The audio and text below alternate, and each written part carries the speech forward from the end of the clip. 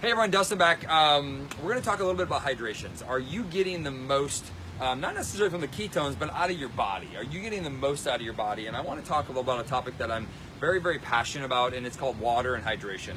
And I'm going to give you a couple tips here, because what I found over the last 2.5 years, and then now 20 years of my career, is that people are usually dehydrated, and ketones will only highlight a deficiency. So if you have a current deficiency, it's going to make it seem like you have, you're like, why do I get a headache? I don't have really bad headaches. Well, because you're dehydrated, and the ketones highlighted that dehydration, and now you had a symptom, you noticed the symptom of a headache, right? So what we want to do is we want to basically now streamline that. I want to get in front of that. And so this is important. If you're brand new, I want you to really watch this video. If you're a promoter or if you're somebody that is sharing this product, it's important to realize is that everybody's hydration is different. And so the first thing I'm going to start with is that we all probably know we should drink more water. It's like, yeah, I should drink more water. Okay, good, great. But here's the challenge is that what's in your water matters also. It's not the amount of water you drink, it's actually what's in your water that improves hydration. So like if you were to go get an IV drip at the doctor, they don't just give you pure distilled water or reverse osmosis water. You know those big blue jugs that go gluk, gluk, gluk, gluk, gluk? Often they're basically filtered so much they take all the minerals out of it. Like the tanks under your sink that are really pure clean water, but they took the minerals out too. Most bottled water, it says minerals for taste. I don't trust Coca-Cola with my mineral consumption, and that they're in the best interest of my health.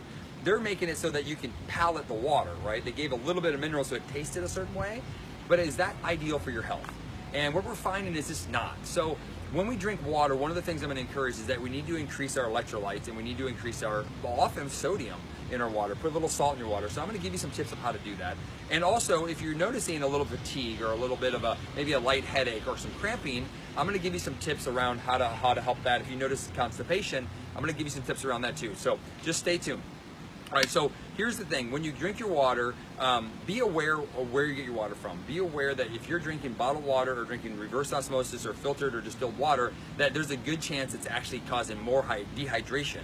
You're drinking, oh, I drink tons of water, or I'm really healthy. I hear that all the time. It doesn't mean you're not dehydrated, right? So what I want you to do, if you drink that water, you can still drink it. You have to add electrolytes. And there's a lot of them on the market.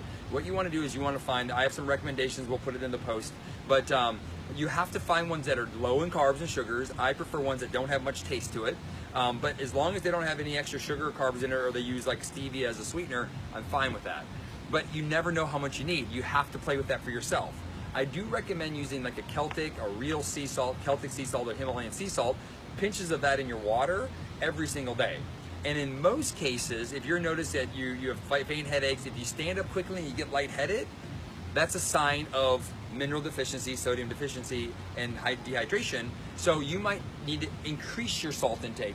So my wife drinks her water literally like a mild salt water, and it works perfectly. She's healthier than ever.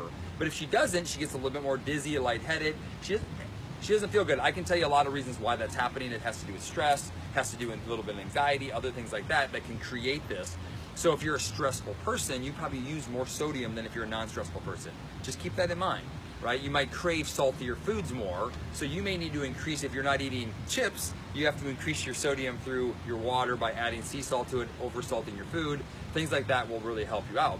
So what I want you to do is every day add sea salt, add electrolytes, but here's a couple little things. And you can do it like, we basically make a picture of water on our counter. We add a couple scoops of electrolytes, we add some shots of sea salt in there, and we drink that as we pour it in a cup. That's how we do it. You do it however you want. But this is really, really, really important, because I don't want anybody to judge this product based on their dehydration, that it didn't work for them, because those kids out there that are struggling with focus in school and behavioral challenges, they need this so that they can change the trajectory of their future. And I want to make sure they get a chance, right? I want to make sure everybody gets a fair chance to try this product, and so I don't want to leave any rock unturned, right? Now, so if you notice you get a little bit of a headache, or you're fatigued, or you're cramping, here's a simple trick. You can actually just drink some pickle juice and see if it goes away. But you can take between a 1/16 and an 1/8 or 1/16 or 1/8 teaspoon of sea salt, throw it in a shot glass, shoot the salt water down, and then chase it with a big glass of water, and then do it 30 minutes later. And if you notice your headache goes away, then you are very deficient, and you need to really start participating over the next few weeks in increasing your sodium intake and increasing those electrolytes. It's extremely, extremely important. Now, I live in Southern California. We live in a desert. Everybody here thinks they're healthy, and you know who you are. I eat well, I eat clean. They're all dehydrated.